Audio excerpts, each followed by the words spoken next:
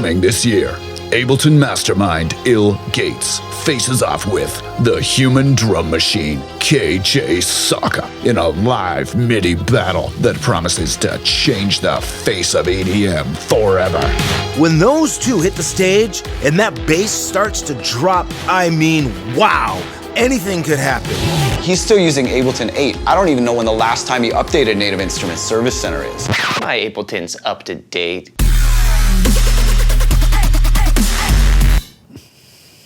It's not quite my tempo. We'll do it again. Raise your fist, second drop, 110 BPM, the end of 4. 6, 7, 8. Louder! Louder!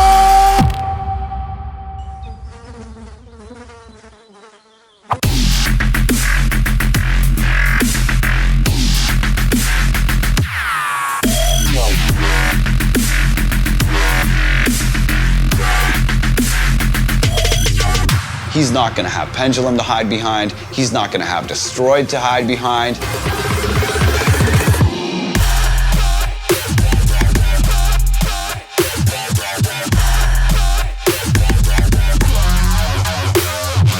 We don't plan every detail.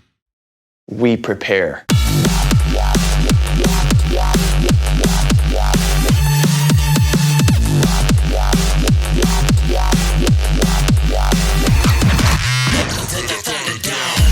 Tell me you believe in this store, KJ. Tell me you believe in this store. I believe in this store. This training is ridiculous, KJ. It's never enough for you. I need this. This is who I am.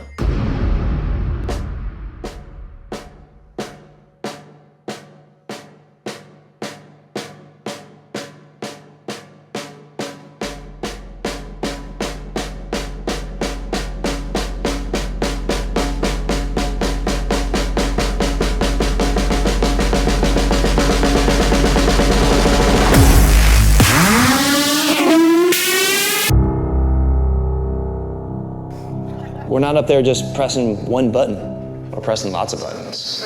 Lots of times.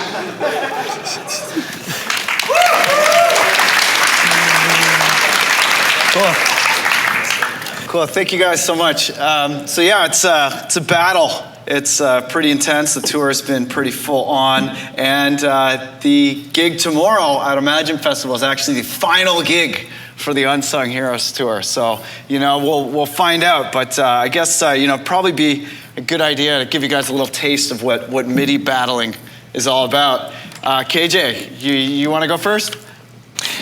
You guys want to see this? Yeah! Cool. All right, wicked. Start.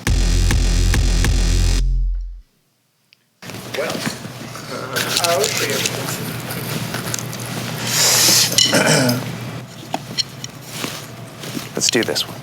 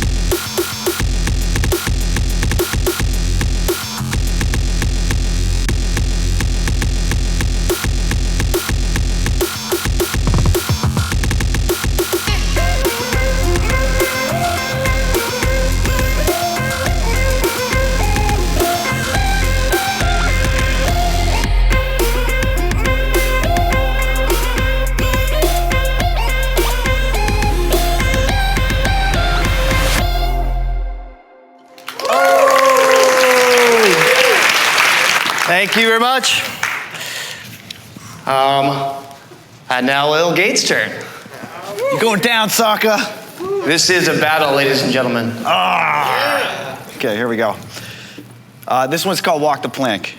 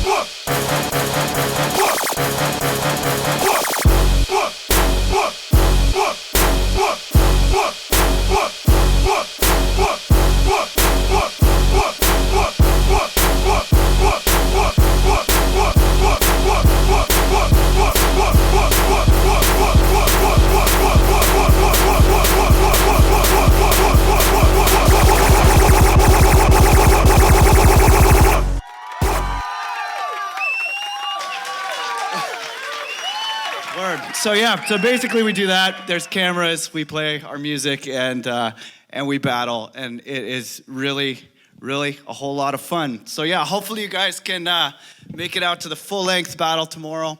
It's about 5 p.m. on the Amazonia stage at Imagine Festival, and yeah, it's going to be a lot of fun. And it's nice to give thanks to Imagine. They're the ones who brought us out and paid for our plane tickets and everything. So it's because of them that we're here today. So shouts to Imagine, and also shouts out to Al Santana, who is my awesome manager. It's his birthday tomorrow, and he's very instrumental in making this happen too. So yeah, big hand for Al Santana. Happy birthday, buddy. All right, cool. So I guess we should probably just talk a little bit about the live stuff before we get into the thing. So KJ and I have some pretty different approaches to doing live, MIDI controller stuff. As you can see here, mine is all drum racks. and I have these drum racks where, I'll have all of my sounds and change banks. And each of these banks of 16 pads has a different section of the track in it. Some of the pads are the master for the track, and then some of the pads are sound effects and like different cue points around in the track, so that I can drum and play my different sections, but it all sounds like the mastered track, right? Because on a giant sound system, volume is so important, and the clarity of the mix and everything, and really nobody really cares how complicated and cool what you're doing is if it doesn't sound good. So that's why DJing is such a great way to present music, and that's why a lot of the time my sound packs consist of basically like slicing and rearranging a mastered track to create a performance from a mastered piece of audio as a starting point. You may have noticed that I had these 4 different banks here. Each one of these banks is actually kind of a fun technique where each one of these banks will cue the section of the song that I'm about to do, and then when I start finger drumming, it will choke out the piece of audio that's playing. So like, for example, when I hit this section,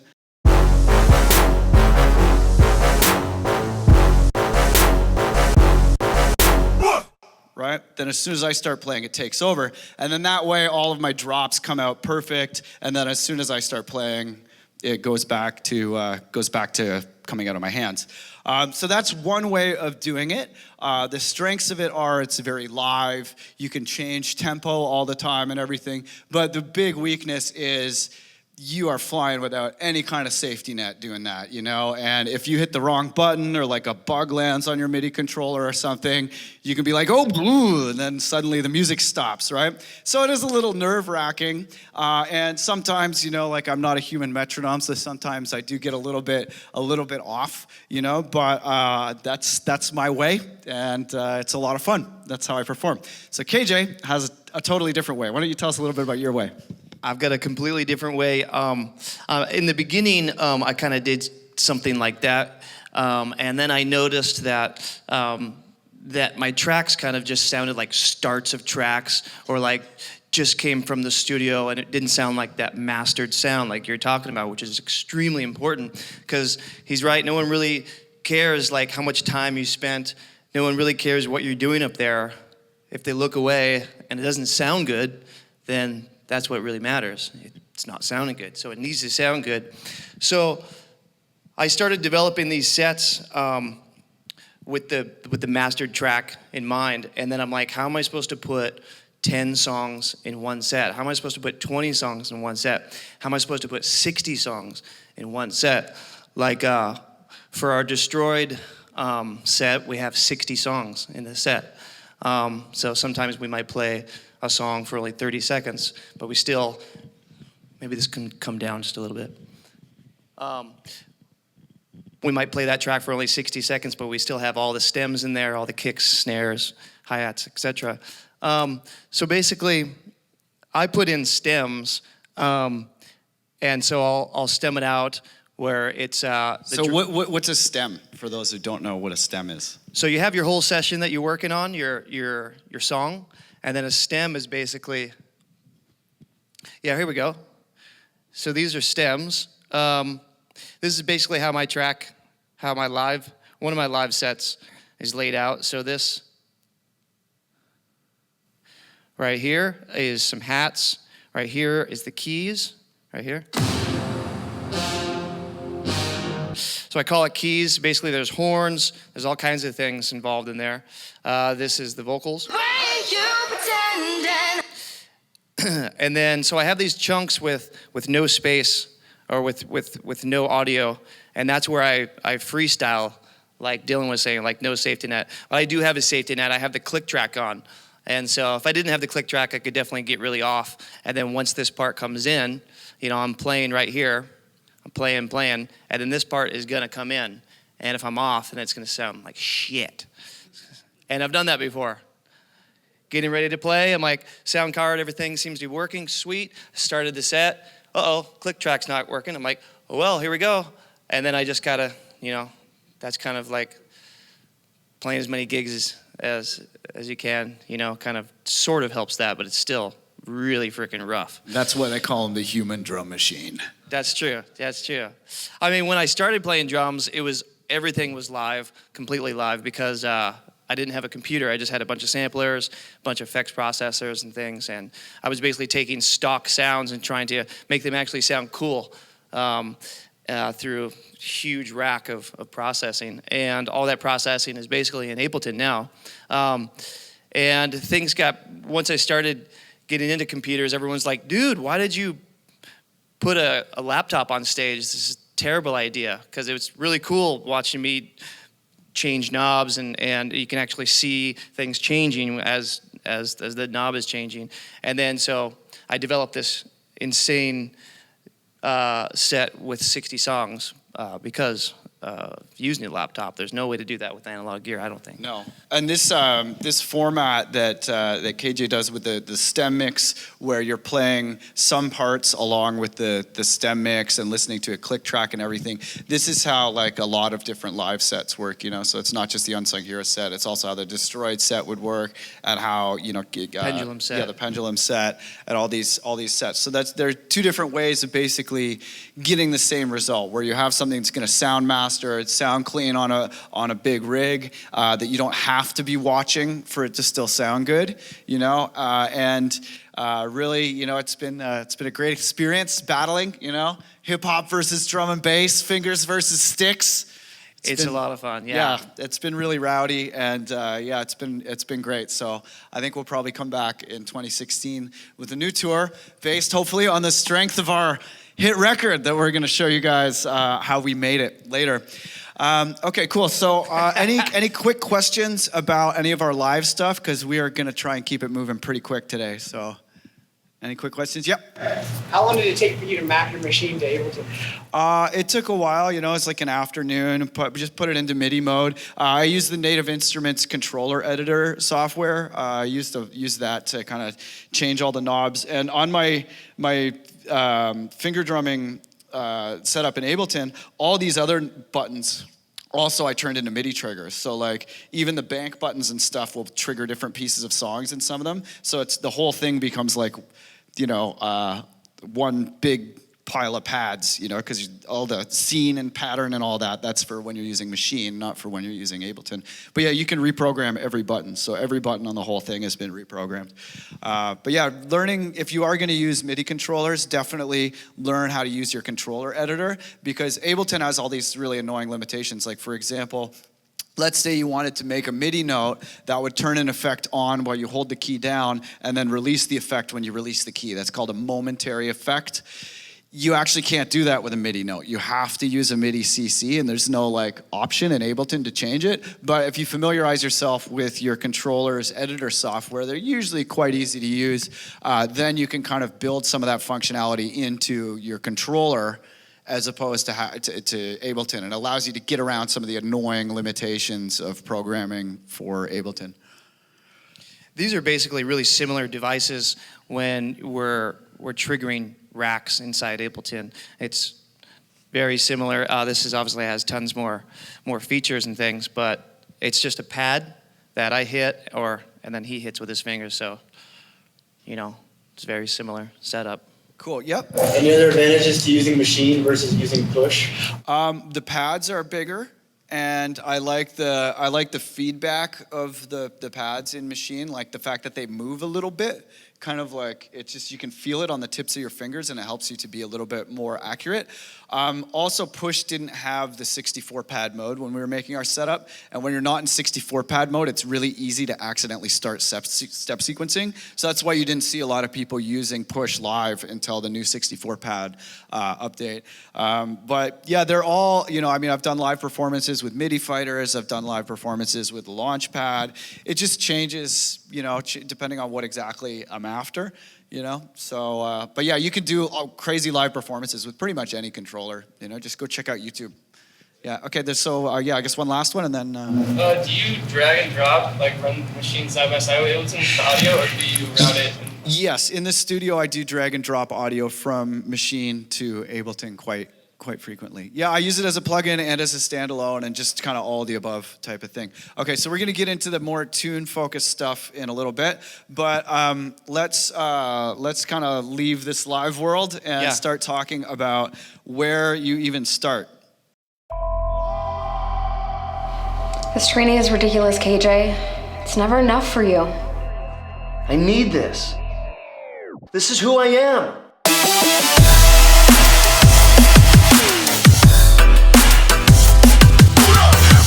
Ain't nothing to it but to do it.